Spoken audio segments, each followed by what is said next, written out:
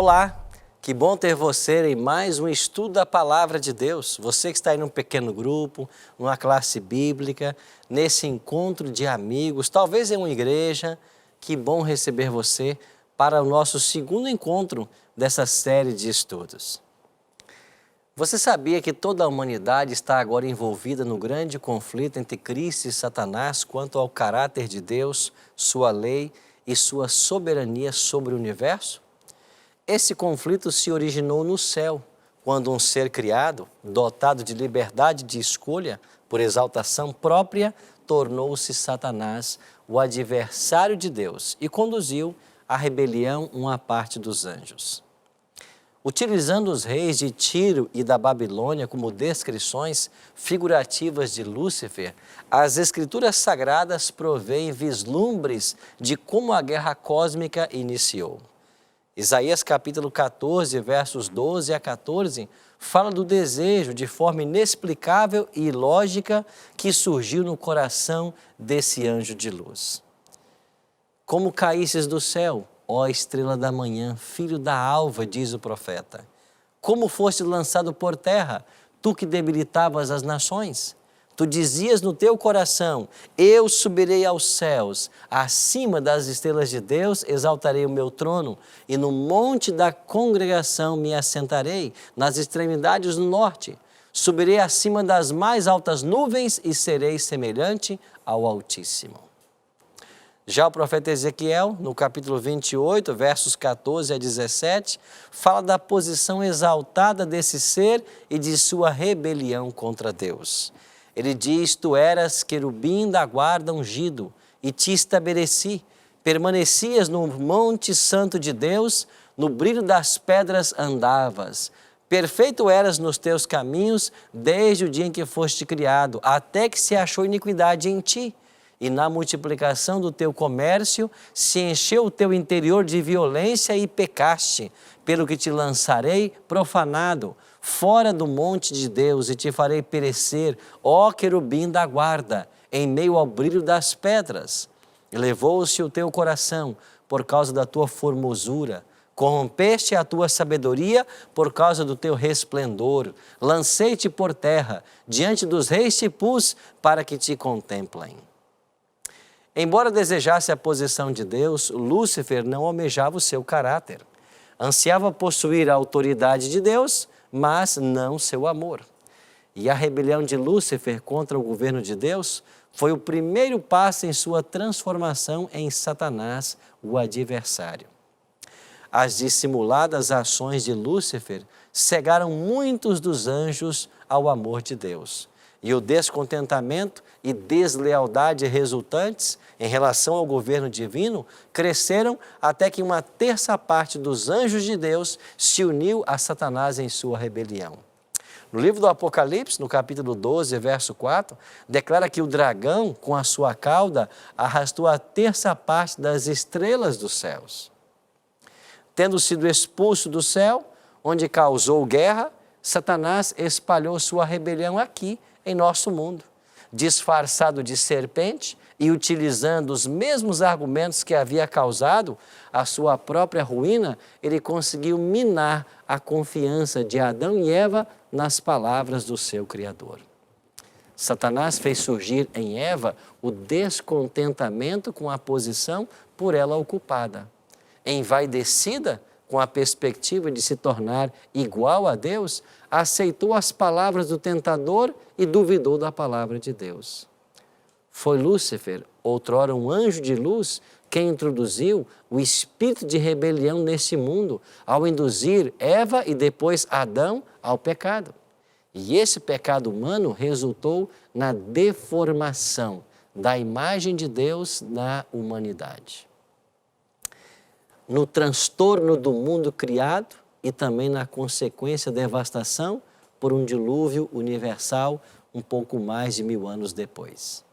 Satanás mentiu a Eva ao prometer-lhe que, se comesse do fruto, seria como Deus, o que de fato já era.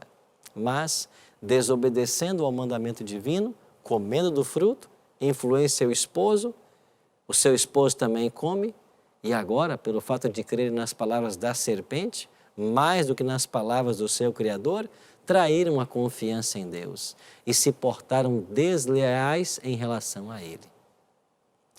Tragicamente, as sementes da controvérsia que havia começado no céu lançaram raízes no planeta Terra. E ao seduzir nossos primeiros pais ao pecado, Satanás engenhosamente roubou-lhes o domínio que possuíam sobre a terra. Reclamando agora para si o título de príncipe desse mundo, Satanás desafiou Deus, seu governo e a paz em todo o universo. E a partir do seu quartel-general, o planeta Terra, ele começa então uma intensificação dos seus ataques e da sua guerra. Os efeitos da batalha entre Cristo e Satanás em pouco tempo se tornaram evidentes. O pecado distorceu a imagem de Deus que havia na humanidade, embora Deus houvesse oferecido o seu pacto de graça à raça humana por meio de Adão e Eva, ao prometer a eles um filho, um Messias. E quando nasceu o filho mais velho, Caim, eles acharam que era o próprio Messias. Por isso Eva declarou: adquirir um varão, o Senhor. Infelizmente, esse bebê em suas mãos, ao crescer, não era o Messias tão esperado, mas ele tornou-se o primeiro homicida da história, assassinando seu próprio irmão, Abel. O Senhor viu que a maldade do ser humano se havia multiplicado na terra e que era continuamente mau todo o desígnio do seu coração.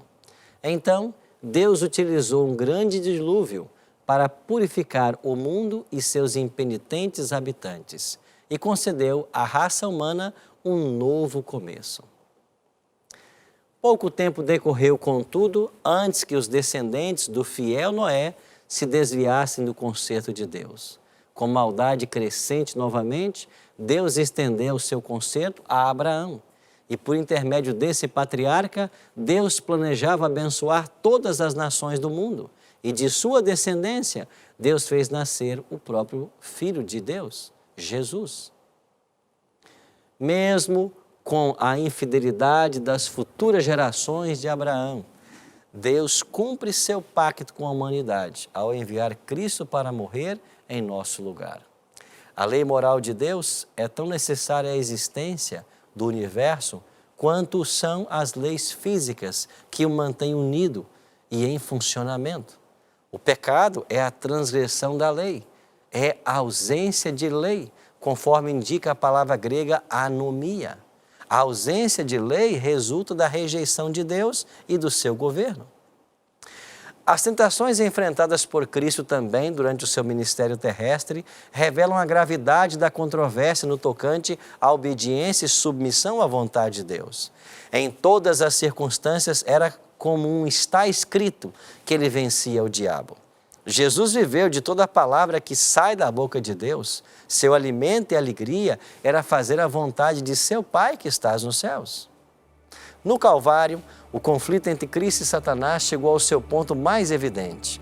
O amor e a fiel obediência demonstrados por Cristo ali na cruz, face à crueldade de Satanás, subverteram a posição deste, assegurando então sua derrota final. E eu e você estamos hoje envolvidos nesse grande conflito, observado por toda a criação. Este mundo se tornou um palco de um conflito universal, dentro do qual será finalmente reivindicado o amor de Deus. E para nos ajudar nesse conflito entre o bem e o mal, nós temos a Deus, o Espírito Santo. O profeta Isaías fala da obra dele. Quando te desviares para a direita ou quando te desviares pela esquerda, os teus ouvidos ouvirão atrás de ti uma palavra dizendo: este é o caminho, andai por ele. Também temos os auxílios dos anjos. E o autor de Hebreus diz: não são todos eles espíritos ministradores, enviados para o serviço a favor dos que hão de herdar a salvação? Os anjos leais têm uma função de nos guiar, nos proteger e amparar no caminho da salvação. Hoje, a grande controvérsia que se desencadeia em torno da autoridade de Cristo envolve não apenas a sua lei, como também sua palavra, as Escrituras. Desenvolvem-se abordagens de interpretações da Bíblia que deixam pouco ou nenhum espaço para a divina revelação. As Escrituras hoje são tratadas como se não houvesse diferença entre elas e qualquer outra escrita antigo, sendo analisadas mediante métodos críticos. Crescente número de cristãos, incluindo teólogos, não mais veem nas Escrituras a palavra de Deus, a sua infalível revelação. Consequentemente, chegam ao ponto de questionar a visão bíblica da pessoa de Jesus Cristo, sua natureza, seu nascimento virginal, seus milagres, sua ressurreição têm sido vastamente debatidos em círculos teológicos. Cristo é o foco das Escrituras. Deus nos convida a compreender a verdade tal como é em Jesus, porque Ele é a verdade, Ele é o caminho, Ele é a vida. A vida de Cristo vindicou a justiça e a bondade de Deus, demonstrando que a lei e o governo de Deus eram justos. Cristo revelou a falta de fundamento dos ataques de Satanás contra Deus, mostrando que por meio de total dependência no poder e na graça dele, os pecadores arrependidos podem se erguer acima dos aborrecimentos e frustrações causados pelas tentações. Por isso eu e você podemos viver vitoriosamente em Cristo Jesus. O grande conflito está quase no seu fim. E sabe qual é o segredo para sermos vitoriosos nesse conflito? O Apocalipse revela.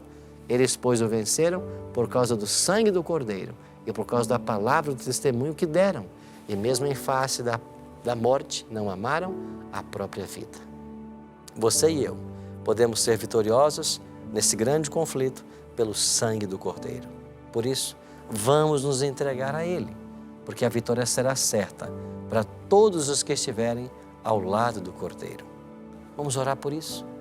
Nosso Pai de amor, ajuda-nos hoje a fazermos a escolha correta, a estarmos do Teu lado e sermos vitoriosos nesse grande conflito. Oramos em nome de Jesus. Amém. Obrigado por sua presença no estudo de hoje. A gente se encontra no próximo estudo. Até lá.